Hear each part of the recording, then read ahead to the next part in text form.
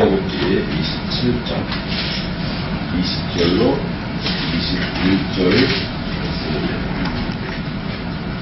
출애굽기 27장 20절로 21절 말씀을 보십시오.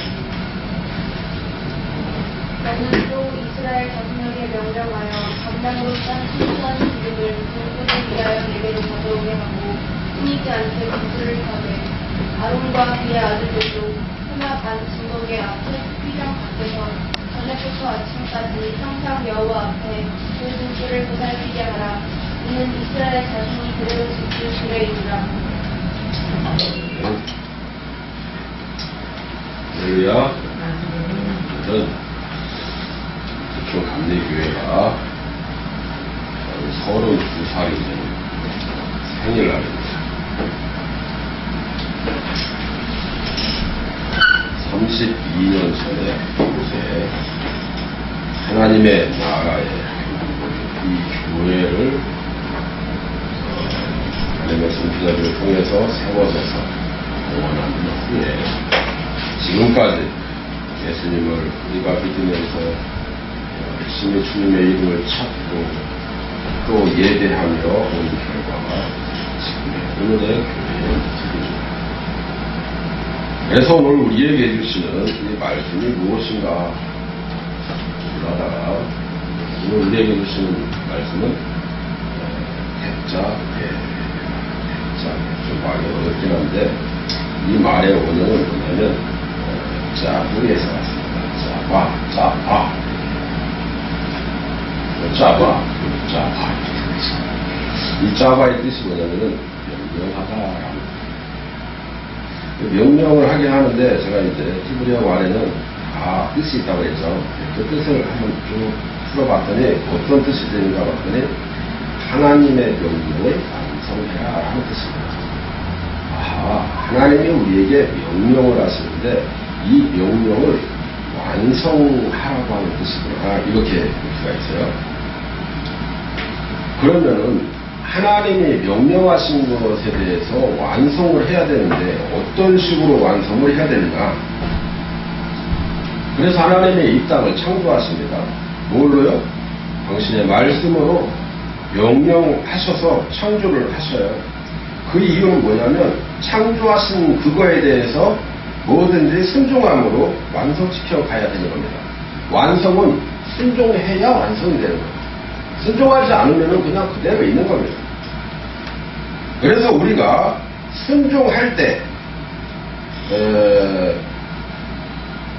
하나님이 우리를 완성시켜 가시는데 순종하는 것들이 여러 가지가 있어요.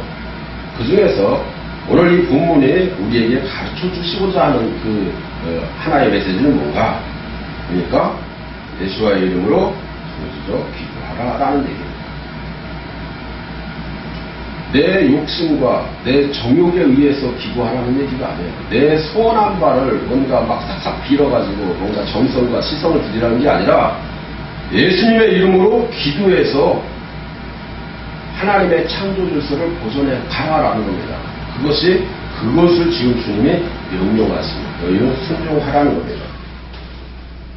이 부르짖는 기도가 하나님의 창조 질서를 완성해가는 것 중에 한 부분을 차지하기 때문에 오늘 이 본문 말씀을 우리에게 허락하시지 않았는가 생각이 됩니다. 그래서 본문을 중심으로 예수님의 이름으로 기도하라 라는 제목으로 우리 함께 생각해 원합니다.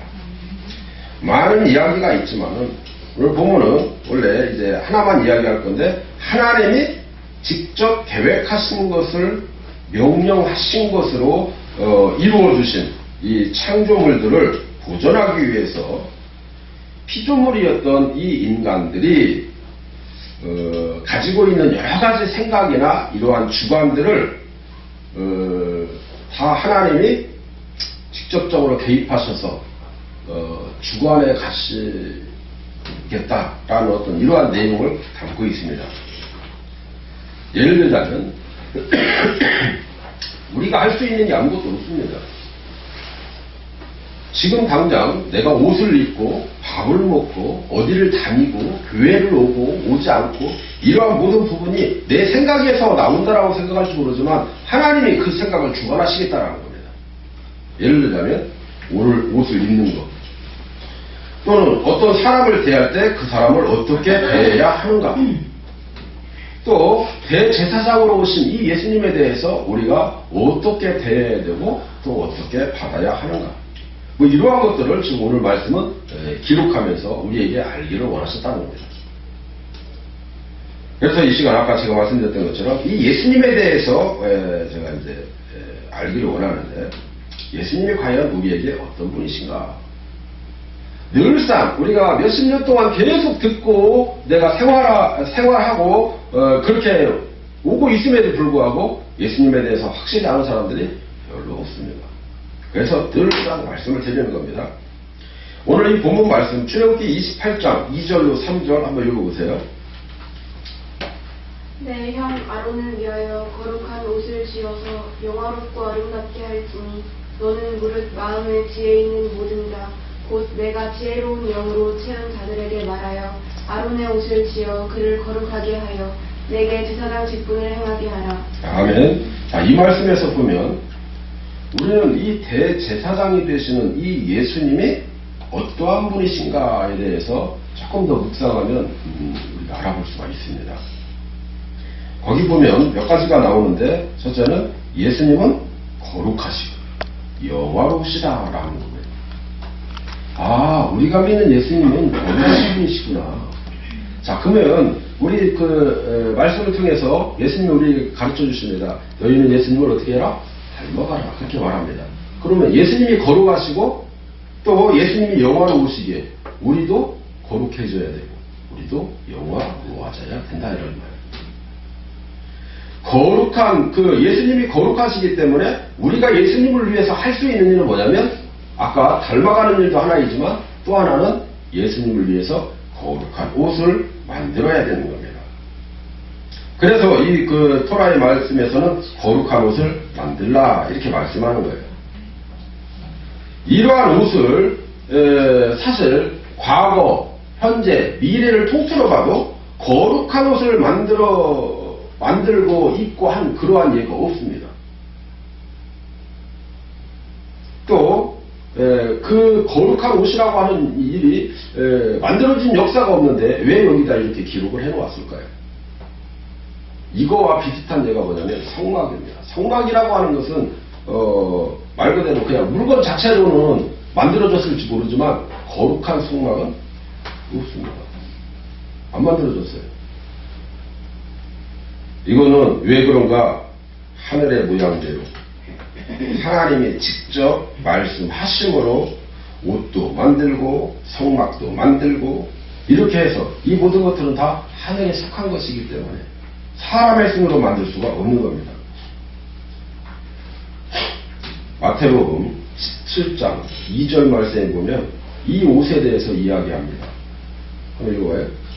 그들 앞에서 변형되사 그 얼굴이 해같이 빛나며 옷이 빛과 같이 휘어졌더라. 사람이 만든 옷 중에 빛나는 옷 봤어요? 빛나는 옷 봤냐고. 거기다가 뭐 뿌려가지고 빛이 난 거는 있을지 모르지만 그냥 자체적으로 빛이 나는 옷은 없습니다. 자, 이 말씀, 방금 읽은 말씀은 어디서 나오는 말씀이에요? 베드로가 예수님과 함께 기도하러 이제 동산에 올랐을 때에 예수님의 막 변형된 모습을 보고 고백한 내용이에요. 평소에 자신이 보던 선생님이요, 예수님의 모습이 전혀 아닌 전혀 다른 형상, 정말 빛난 형상으로 덧입은 이 모습을 베드로가 본 거예요. 자, 또 한번 보겠습니다. 요한계시록 1장 13절에는 뭐라고 나올까요? 촛대 사이에 이자 같은 이가 발에 끌리는 옷을 입고 가슴에 금띠를 띠고. 자, 그 말씀에서 보니까는 여기에서 아까는 베드로가 봤는데 이번에는 사도 요한이 봤습니다. 사도 요한은 지금 볼 수가 없어서 예수님 발등만 봤다고 그래요. 그런데 여기서 표현하기로는 발등만 본 게 아닙니다. 가슴에 금띠를 띈 것도 봤습니다. 자, 그 모습을 보니까 그 옷이 어떻게 됐다고 그래요? 빛나고 영화로웠다, 이렇게 표현이 되어 있습니다.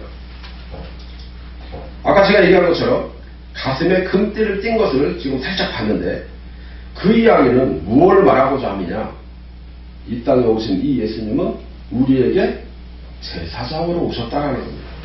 이걸 보여주기 위함이에요. 우리 주님은 아름답고 영화로우신 분이시다라는 것을 우리가 알 수 있었습니다. 말씀 통해서 볼 때. 그래서 다윗은 어떻게 예수님에 대해서 어떻게 표현하고 있을까요?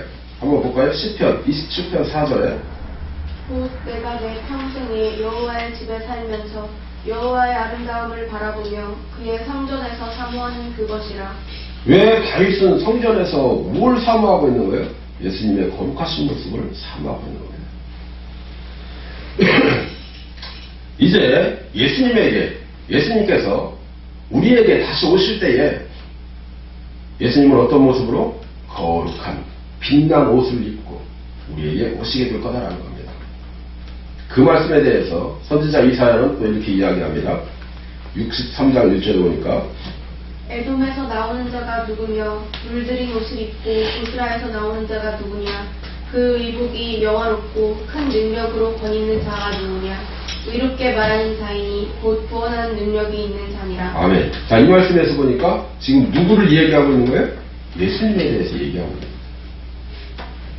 예수님은 우리에게 대제사장으로 오셨습니다.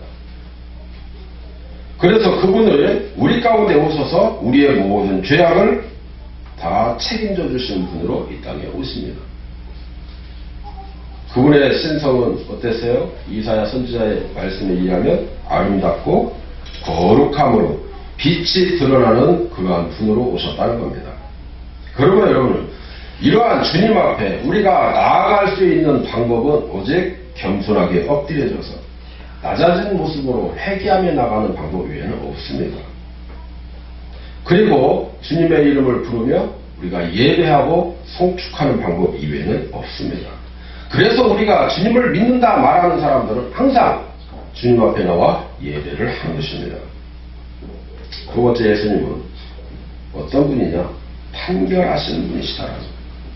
판결하신다는 것은, 판결은 무슨 말이냐면 재판한다 이런 거예요. 어떤 일에 대해서 뭔가 판단을 하신다라는 겁니다. 이것을 또 다른 말로 이야기하면 선택이라고도 말할 수가 있죠. 선택. 어떤 일에 대한 선택.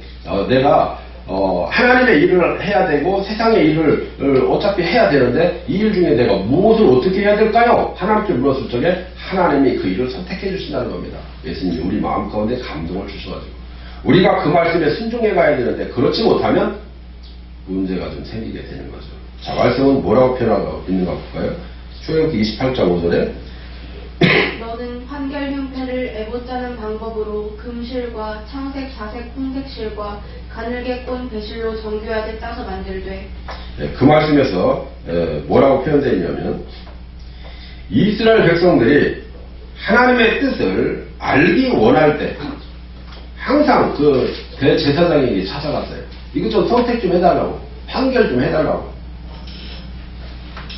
이거는 성막시대 때부터 하나님은 대제사장에게 하나님의 뜻을 구하는 이 도구가 이미 주어졌기 때문입니다.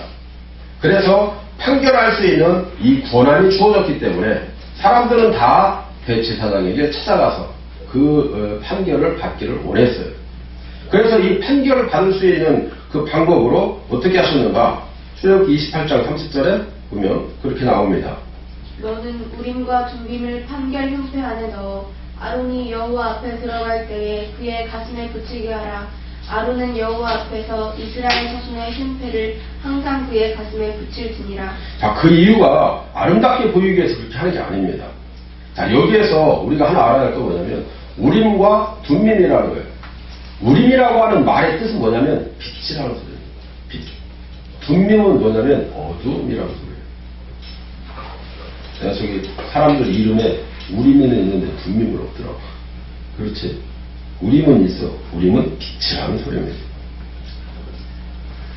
그래서 이것으로 하나님의 뜻을 묻기를 제비를 뽑아서 우림이 나오면 찬성이고 둠빔이 나오면 거절이라는 뜻으로 알고 판결을 내리도록 했습니다. 그렇게 한 이유는 하나님이 이스라엘 백성이 하나님의 말씀 앞에서 곁길로 가지 않도록 사랑으로 배려하셨기 때문에 아주 쉬운 방법인 이렇게 제비뽑기 방법으로 이들에게 가르쳐 주신 겁니다. 하나님의 뜻을 분별한다라는 건 쉬운 일은 아니죠. 이것은 구약시대 때에 예수께서 이 땅에 오시기 전에 행해졌던 하나님의 판결 방법이었습니다. 그러나 정말 중요한 것은 오늘날을 살고 있는 저와 여러분들에게 있어서 필요한 게 뭐냐라는 겁니다. 오늘날 우리들은 예수님이 이 땅에 대제사장으로 이미 오셔서 그 대제사장의 자기 책임을 다 감당하시고 또 십자가에서 죽어주셨고 죄 문제 해결해 주셨고 또 보혜사 성령을 우리 가운데 보내주셨습니다. 그렇기 때문에 그때 구약시대 때와 지금과는 상황은 다르지만 판결은 똑같습니다. 자, 그러면 굳이 우리가 우림과 둠밈으로 하나님의 뜻을 묻는 방법을 내가 선택해야 될 것이 아니라 직접 내가 하나님 앞에 기도하면 됩니다. 그럼 응답이 되는 거죠. 이제 기도하면 어떻게? 예를 들면 우리가 가장 쉽게 알 수 있는 방법이 뭡니까? 내가 기도하면 내 안에 어떤 그 문제에 대해서 기도할 때 평강이 찾아오면 하나님이 이거 하라는 얘기입니다. 그런데 계속 불안해. 이게 평강이 오지 않아. 그러면 내가 잘못됐을 수도 있지만은 또 다른 부분은 그거 하지 말라는 얘기입니다. 내 마음 가운데 어둠이 자꾸 찾아오면 둠밈이 왔다 이거예요. 그거 하지 말라는 얘기입니다. 우리는 그렇게 이해할 수가 있죠. 우리에게 주신 하나님의 방법은 기록된 성경 말씀을 통해서 우림과 둠밈을 우리에게 주셔서 알게 하셨고 무엇보다 성령님이 계시기 때문에 하나님의 뜻을 구하기만 하면 기도한 당사자에게 하나님이 감동으로 가르쳐 주시는 겁니다. 아까 제가 말씀드렸던 평강으로도 가르쳐 주시고 또 때로는 어떤 부분에 대해서 우리가 전혀 이보다 조금 믿음이 약한 사람들은 연약한 사람들은 뭘 얘기합니까? 어떤 부분에 대해서 사인을 요구하죠. 그런데 반드시 그 사인과 그 감동은 똑같이 나타납니다. 성경 우리에게 말씀하십니다. 요한복음 14장 26절 뭐라고 말하는지 볼까요? 보혜사 곧 아버지께서 내 이름으로 보내실 성령 그가 너희에게 모든 것을 가르치시고 내가 너희에게 말한 모든 것을 생각나게 하리라. 아멘. 자, 이 말씀에 보니까 우리 가운데 누가 오셨어요? 보혜사 성령님이 오셨습니다. 이 보혜사 성령님이 우리 가운데 오셔서 우리가 잘 모르는 부분, 알아야 할 부분을 가르쳐 주신답니다. 뿐만 아니라 생각나게 해주시기 때문에 거예요. 얼마나 좋아요. 언제든지 하나님의 뜻을 우리가 물어볼 수가 있고 또 우리가 잘 알 수 없는 부분, 판결할 수 없는 부분을 늘상 그분에게 믿고 의지하며 기도하면 하나님의 영광으로 알려주시겠다는 겁니다. 하나님께 바로 그 뜻을 구해도 정욕으로 사용하려고 구하면 그게 제게 아무것도 안 옵니다. 그래서 우리가 하나님 앞에 구할 때는 어떻게 해요? 하나님의 뜻으로 하나님의 일을 하기 위해서 그 일을 감당하기 위해서 기도하는 겁니다. 육신의 소욕은 성령을 거스르고 성령의 소욕은 육신을 거스른다고 했어요. 여러분 성령님의 이 뜻을 구하면서도 여전히 육신에게 지면 성령이 생각나게 하고 가르쳐 주시는 내용은 우리 귀에 들리지 않습니다. 그러면 여러분 성령님을 근심시켜드리지 말고 성령님의 뜻에 바로 알기 위해서 끊임없이 기도하고 기도해서 하나님의 뜻을 이루어 가시는 저와 여러분들이 주시는 축원합니다. 세 번째 예수님은 어떤 분이냐? 예수님께서는 우리를 구원의 길을 갈 수 있도록 그 길을 여신 분이다라는 겁니다. 너 구원 받았어? 아멘. 어떻게? 나 예수 믿거든. 이렇게 말해야 되는데 구원 받아서 다 교회 다녀? 교회 다니라 해서 구원 받는 거 아닌데. 출애굽기 29장 38절로 39절 한번 보겠습니다. 내가 하루에 드릴 것은 이러하니라. 매일 1년 된 어린 양 2마리나 한 어린 양은 아침에 드리고 한 어린 양은 저녁 때에 드릴지며. 아멘. 자, 이 말씀은 상번제에 대한 이야기입니다. 어린 양을 매일 아침 저녁으로 드리라는 얘기예요. 아침 저녁으로 맨날 그 양을 죽여야 됩니다. 제사장은요, 손에서 피가 마를 날이 없습니다. 참 이건 보통 일이 아닙니다. 하나님을 만나기 위해서 매일처럼 피를 묻혀야 하고 또 그 양을 불로 태워서 제사를 해야 된다라고 하는 것은 결코 쉬운 일이 아니었습니다. 그런데 또 여기에서 약간 요령을 피워가지고 이걸 조금 단순 노동처럼 그냥 한꺼번에 그냥 막 이렇게 하면 어떨까? 이런 생각하면 안 됩니다. 제가 예전에 여기 그 할머니들 이제 그 한글 가르치는 교실 잠깐 갔어요. 갔다가 거기 얘기를 쭉 보다가 어떤 내용이 있었냐면은 예를 들자면 이거예요. 무궁화 꽃이 피었습니다. 이것을 이제 쓰라고 딱 그러니까요. 어떤 할머니가 어떻게 쓰는 줄 알아요? 그 깍두기 노트에다가 무궁화만 위에서부터 끝까지 쫙 꽃이 쫙 이렇게 쓰더라고. 제가 이걸 딱 보면서 할머니 이렇게 쓰면요 글씨가 안 늘어요. 이것은 뭐 여기 채우려고 하는 거지 이거 공부하려고 하는 게 아니라고. 그러니까 그래? 그거 어떻게 해야 되니? 다 지우세요. 다시 누구가 그 하나씩 이렇게 딱 쓰는 제가 이걸 봤어요. 요령을 피우다가 똑같은 노트에 똑같이 쓰는데 요령을 피우면 내 머릿속에 하나도 안 남습니다. 그건 여전히 지나가고 있지만.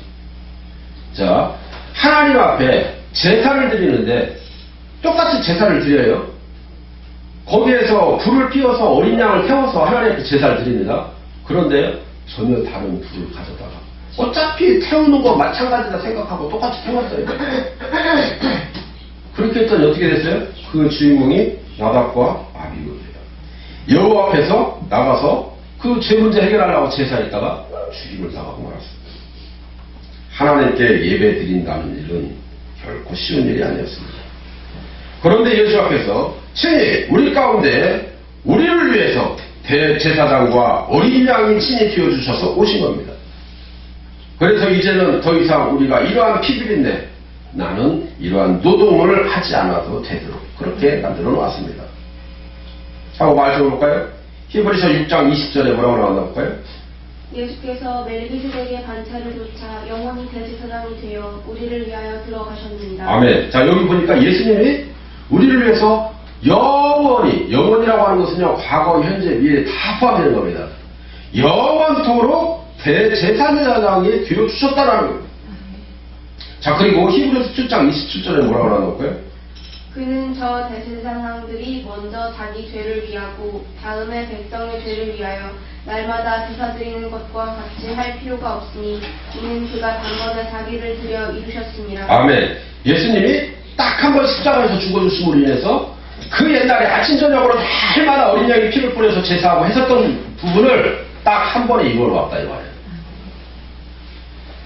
그렇기 때문에 예수님께서 친히 우리를 위해서 하나님께로 나아갈 수 있는 새롭고 살 길을 열어놓아 주셨기 때문에 우리는 이 예수님으로 인해서 속죄함을 받고 또 그의 피로 인해서 수시로 하나님을 만날 수 있게 되었을 뿐만 아니라 우리가 제사장이 되는 그러한 복까지도 받게 되었다 이 말입니다.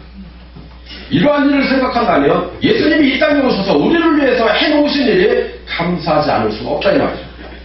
여러분 사실 상번제라고 하는 것은요 하나님께 아침 저녁으로 드리는 예배였습니다. 우리는 말하면 마치 큐티와 같은 것이죠. 그렇기 때문에 사탄은 이 예배를 참 싫어했습니다. 왜요? 날마다 이 사탄이 가장 싫어하는 게 뭘까요? 피. 두 번째가 뭘까요? 하나님께 드리는 예배, 제사, 기도 가장 싫어했어요. 근데 그것이 일주일에 한 번도 아니고요. 아침 저녁으로 매일처럼 드리는 사탄이 얼마나 싫어할까요? 다니엘서 11장 31절에 뭐라고 나오나 볼까요? 군대는 그의 편에 서서 성소 곧 견고한 곳을 더럽히며 매일 드리는 제사를 피하여 멸망하는 것을 가증한 것을 세울 것이며. 아멘. 자, 여기에서 사탄은 우리에게 뭘 한다고요? 자꾸 모임을 패하게 하는 겁니다. 하나님 앞에 나아가 예배할 수 있는 그 순간순간을 자꾸 패하게 하는 거예요. 내 스스로가 하나님 앞에 나아가지 못하게 하는 것은 내가 그렇게 선택했다라기보다 내가 사탄 앞에 내가 무릎 꿇은 거예요. 그래서 우리가 정신을 바짝 차려야 되는 겁니다. 하나님 앞에 나아간다라는 게 결코 쉽지 않습니다. 그걸 선택한다는 것도 쉽지 않습니다. 우리 아이들이 이제 곧 학교를 다닐 텐데 학교 다니면서 예배한다는 거 결코 쉽지 않습니다. 공부하면서 책을 읽는다는 거 결코 쉽지 않습니다. 그러나 시간을 내서 내가 하는 거죠. 기도한다는 것도 마찬가지죠. 하나님 앞에 예배한다는 것도 마찬가지죠. 예배요? 일주일에 한 번 있나요? 아니죠.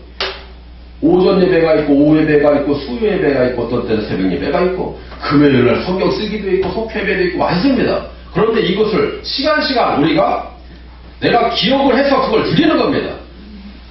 그렇지 못하는 이유는 뭐죠? 사탄에게 내 마음을 빼앗긴 겁니다. 표현을 하자면 그런 거예요. 왜 그러냐면 이 사탄이가 뭘로 건드려요? 방금 읽었던 이 말씀에는요, 거룩한 성막을 툭툭 건드려서 깨부신다라는 겁니다. 내가 하나님 앞에 나아가서 드려야 할 내 성막, 내 교회, 내 무릎, 내 마음을 툭툭 건드려서 깨버린다라는 겁니다. 그럼 그 순간 에이 하고 말아버린다는 얘기예요. 그러면 사탄은 성공한 거예요. 그게.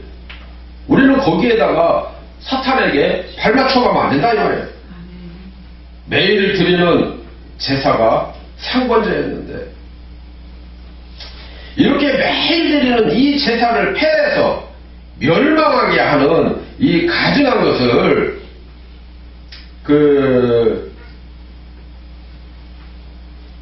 세우는 이 사탄 마귀가요. 지금 우리를 공격하고 있다는 말이에요. 이걸 이길 수 있는 방법은 뭘까요? 오직 상번제 이외에는 없었습니다. 이 말씀을 보니까 그래요. 상번제 이외에, 상번제는 그래서 아주 강력한 파워가 있는 사탄 마귀를 역사하지 못하게 하는 그러한 능력이 있는 예배가 되었다는 겁니다. 자, 그러면 오늘날 우리에게 있어서 이러한 예배는 어떤 예배일까요? 오직 예수님의 이름을 사용해서 하는 기도와 예수님의 이름을 높이는 예배가 있다 이 말이에요. 그리고 늘상 매일 하신 만나는 예수님을 묵상하는 그 시간입니다. 여러분, 상번제 다시 한번 생각해 볼게요. 상번제가 뭘까요? 아침 저녁으로 드리는 예배를 말하죠. 아침 저녁으로 드리는 이 상번제 예배는 사탄 마귀를 물리칠 수 있는 아주 결정타가 됩니다. 우리에게 어떠한 문제가 생겼을 때 어떻게 돼요? 날마다 집에서 무릎 꿇고 기도하며 하나님 앞에 아침 저녁으로 기도합니다. 사탄이가 가장 싫어하는 기도이죠.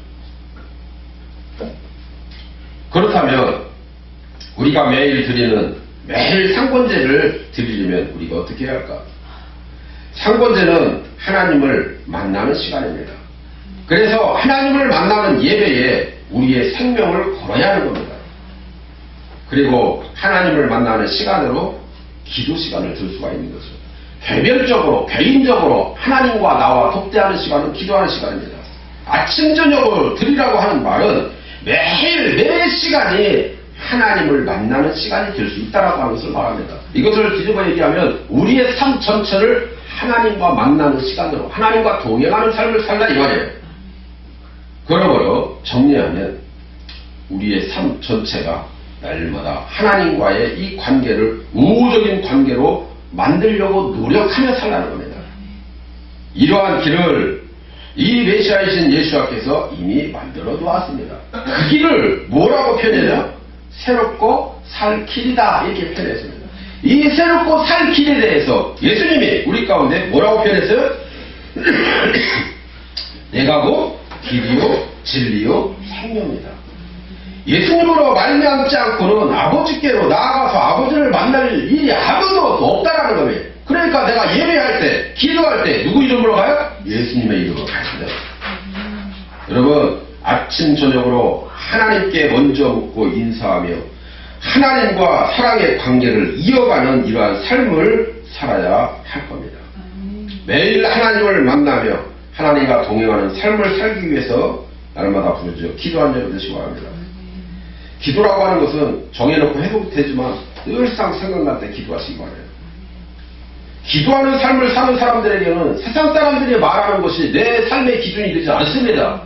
내 기준을 그들에게 말하는 것이 기준이 되는 거죠. 그들의 영향을 받지 않는다는 겁니다.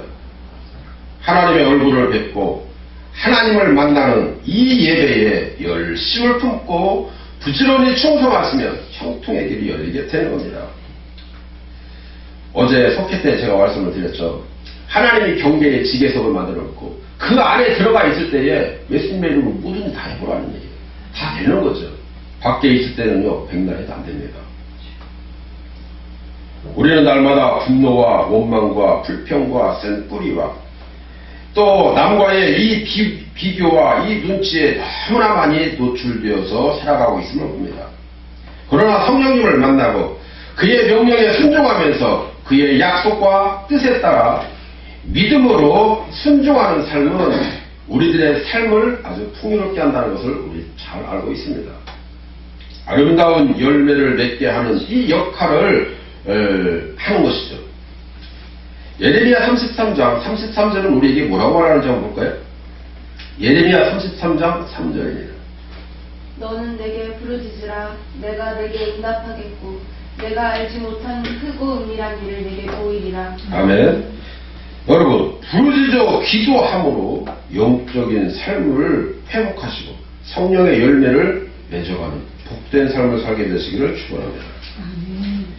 예수님은 날마다 우리를 위해서 나 대신에 나를 위해서 하나님께 신원하시며 기도로 도와주시고 또 우리를 위해서 대신 단을 쌓아 주신 분이십니다.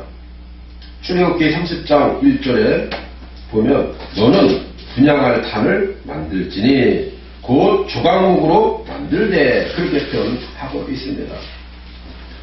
분향단의 의미는 두 가지가 있는데요. 하나는 뭐냐면 분향단 자체가 예수님을 상징한다는 겁니다. 그리고 또 다른 하나는 뭐냐면 성도의 기도를 상징한다고 하는 겁니다. 분향단은 조각목으로 만들어져서 금으로 쌓는데요. 이 조각목은 예수님의 인성을 의미하고 금은 예수님의 신성을 의미한다고 말합니다.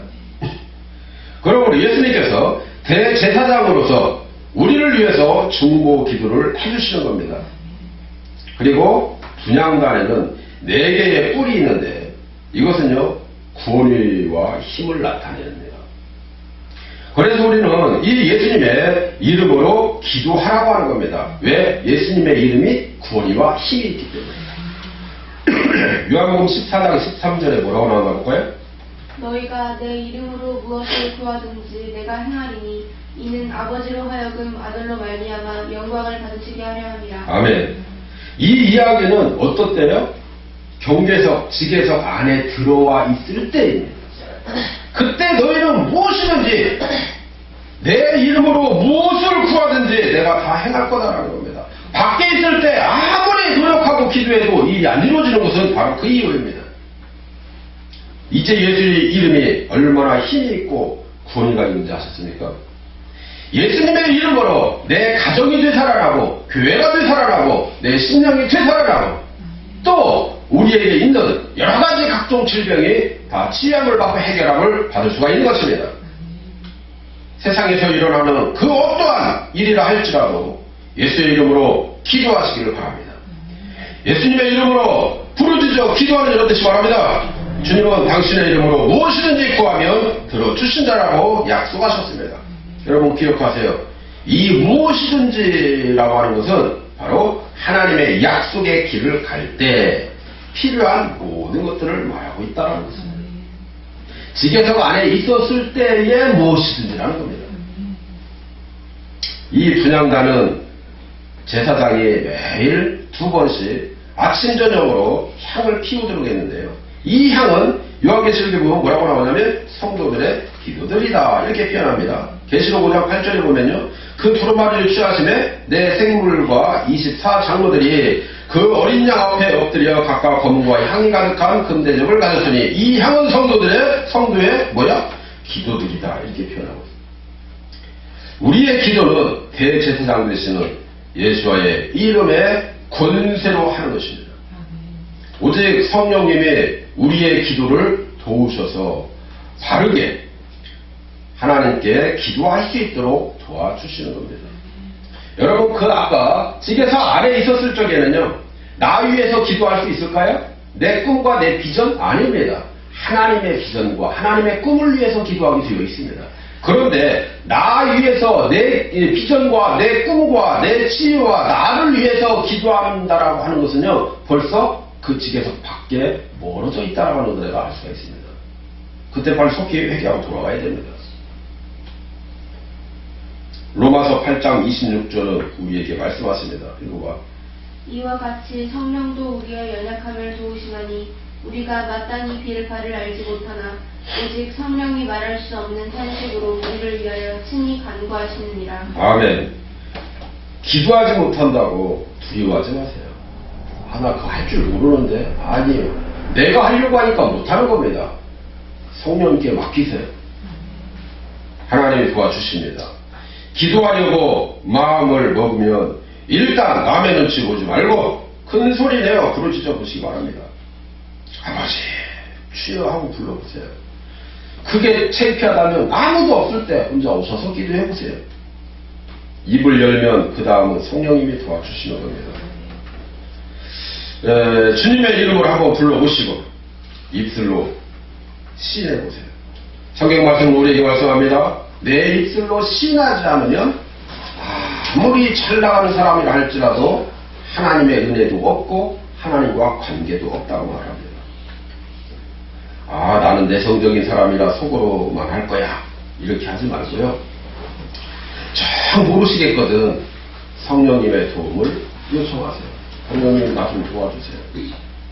그럼 분명히 도와주시려 오실 텐데 도와주시러 오셨는데 내가 입을 벌리지도 않고 있어. 그러면 주님은 옆에서 입을 벌려서 기도할 때까지 기다리고 있는 겁니다.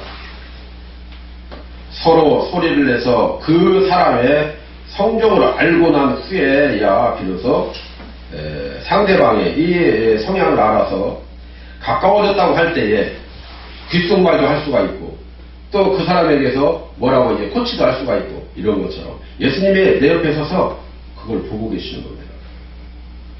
처음부터 귓속말하게 되면요 오해받기 쉽습니다. 그죠? 여러분 그러므로 일단 하나님께 여러분의 이름을 각인시켜 놓으시기 바랍니다. 여러분과의 이 관계를 돈독히 하시는 것이 일단 하나님 앞에 나아갈 수 있는 첫걸음이라는 것을 먼저 하시기 바라요. 기도하지 못하는 것 중에 또 다른 하나는 뭐냐면 내 속에 있는 더러운 이 귀신의 장난일 수도 있다는 겁니다. 그러므로 일단 복음을 받아들이시고 예수님의 이름으로 더러운 귀신을 내 속에서 내쫓아내버리세요. 어떻게 하면 될까요? 따라서 합니다. 예수의 이름으로 내 속에서 역사하는 악한 영아 떠나가라. 이렇게 기도하는 겁니다. 꼭 누구 보라고 하는 게 아니라 내 속으로 내 스스로 하는 겁니다. 내 속에서 나가라고 막 외쳐야 됩니다.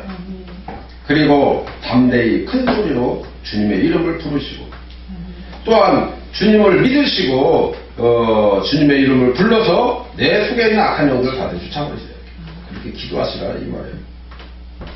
분향단의 위치는요 휘장이 있는 바로 속죄소 앞에 두어라 이렇게 말씀합니다. 왜 이유가 뭘까요? 왜 그랬을까요? 출애굽기 30장 6절에 보면요 그 산을 증거궤 위 속죄소 맞은편 그 증거궤 앞에 있는 휘장 밖에 두라. 그 속죄소는 내가 너와 만날 곳이며 그랬습니다. 그러니까 속죄소는 주님을 만나는 장소라는 거예요. 이 속죄소와 가장 가까운 곳에 뭘 둬라? 분향단을 둬.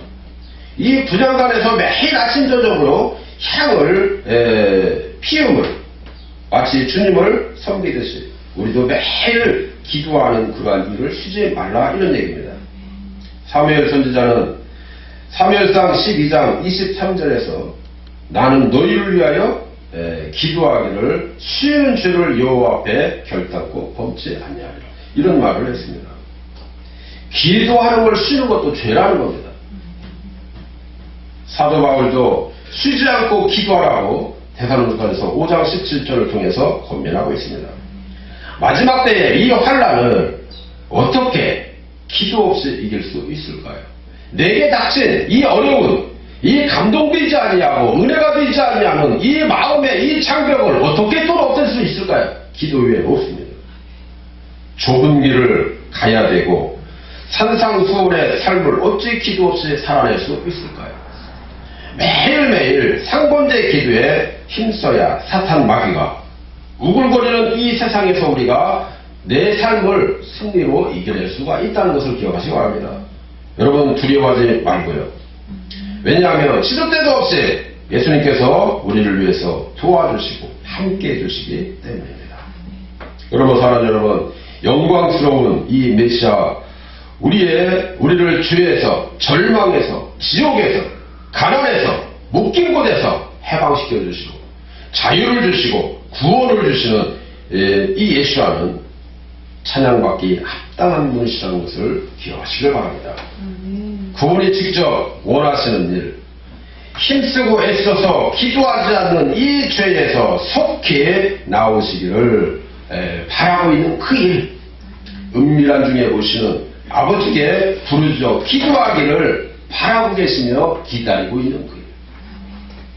여러분, 그 일에서 정말 하나님 앞에 하나님이 기뻐하시고 하나님의 마음에 꼭 드는 합당한 이러한 삶을 살아가는 저와 여러분이 되어지기를 바랍니다.